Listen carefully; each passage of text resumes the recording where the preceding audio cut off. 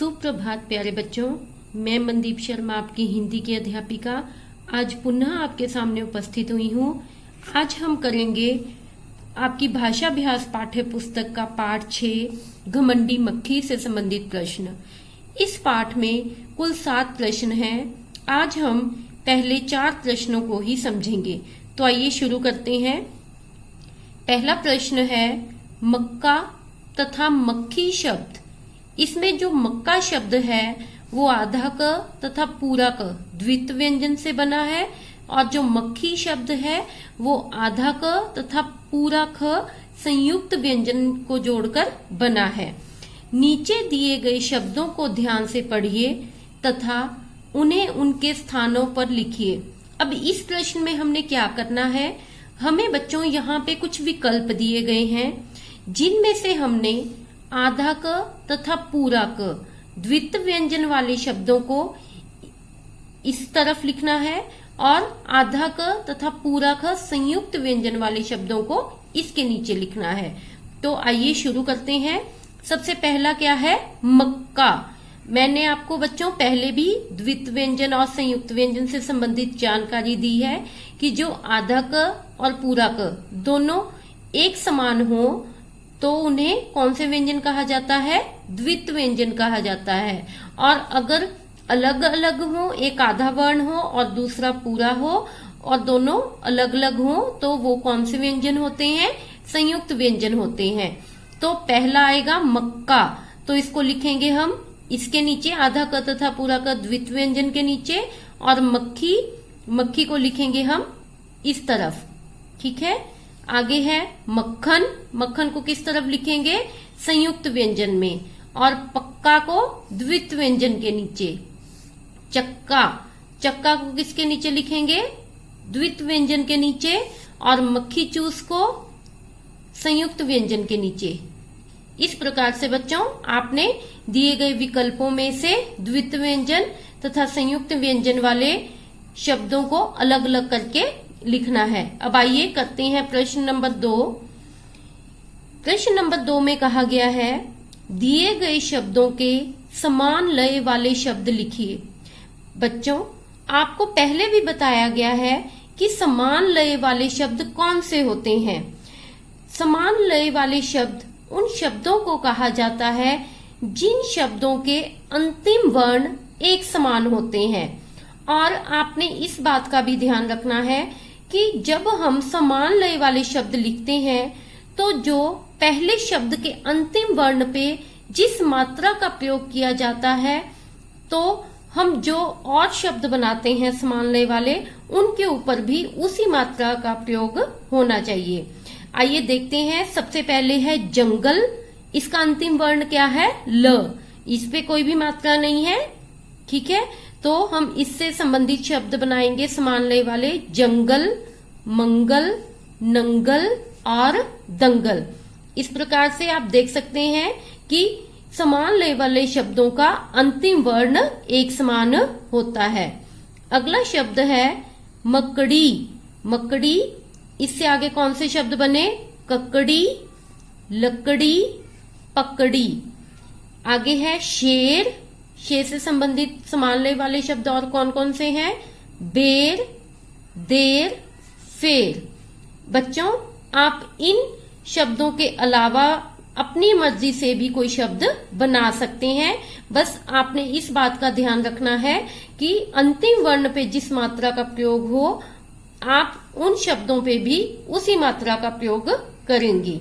आइए अब करते हैं हम प्रश्न नंबर 3। इन्हें और क्या कहते हैं, सही शब्द चुनकर दिए गए शब्दों के सामने लिखिए। बच्चों हमें यहाँ कुछ शब्द दिए गए हैं जिन्हें हमने दिए गए विकल्पों की सहायता से बताना है कि इन शब्दों को और क्या कहा जाता है। सबसे पहला है जंगल। जंगल को और क्या कहते हैं, वन। दूसरा है शेर। शेर को और क्या कहा जाता है बच्चों, सिंह। अगला है स्नान। स्नान को और क्या कहा जाता है, नहाना। और अंत में है हिम्मत। हिम्मत को और किस नाम से जाना जाता है, साहस। बच्चों इस प्रकार के शब्दों को हिंदी व्याकरण की भाषा में पर्यायवाची शब्द भी कहा जाता है। अब आइए करते हैं अगला प्रश्न। नीचे दिए गए वाक्यों के बहुवचन रूप लिखिए। बच्चों, आपको वचन से संबंधित जानकारी पहले भी दी जा चुकी है, जिसमें आपको समझाया गया था कि जो शब्द किसी व्यक्ति, वस्तु, स्थान आदि के एक या एक से ज्यादा होने का बोध करवाते हैं, उन्हें ही वचन कहा जाता है। और वचन दो प्रकार के होते हैं, एक वचन और दूसरा बहुवचन। जो शब्द किसी व्यक्ति, वस्तु, स्थान आदि के एक होने का बोध करवाएं, उन्हें एक वचन कहा जाता है। और जो शब्द किसी व्यक्ति, वस्तु या स्थान आदि के एक से ज्यादा होने का बोध करवाते हैं, उन्हें बहुवचन कहा जाता है। अब इस प्रश्न में भी हमने बताना है कि नीचे दिए गए वाक्यों के बहुवचन रूप लिखिए। यहाँ हमें जो वाक्य दिए गए हैं, इन्हें हमने एक वचन से बहुवचन रूप में बदलना है। सबसे पहला दिया है, शेर ने पंजा मारा। जब पंजा क्या है बच्चों, यहाँ पे एक वचन।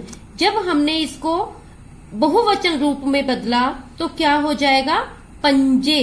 तो इस प्रकार से क्या वाक्य बनेगा, शेर ने पंजे मारे। अगला वाक्य है, मक्खी भिन भिना रही थी। मक्खी का क्या हो जाएगा वचन, बहुवचन रूप, मक्खियां।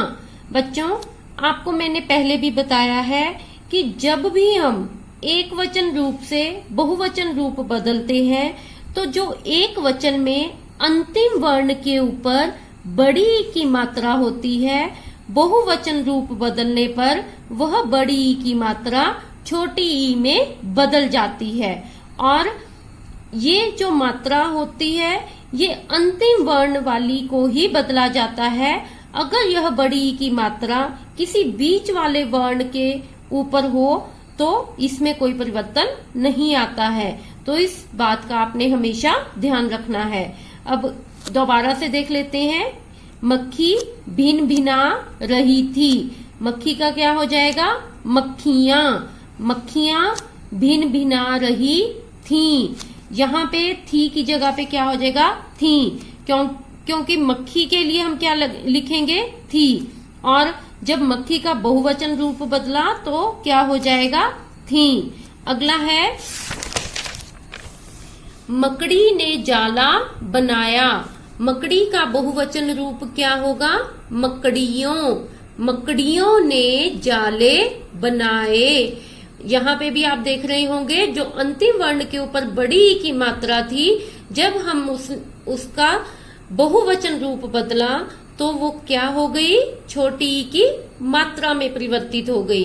तो यहाँ बन गया मकड़ियों, जाला का बन गया जाले, और बनाया में क्या परिवर्तन आया, बनाए। मकड़ियों ने जाले बनाए।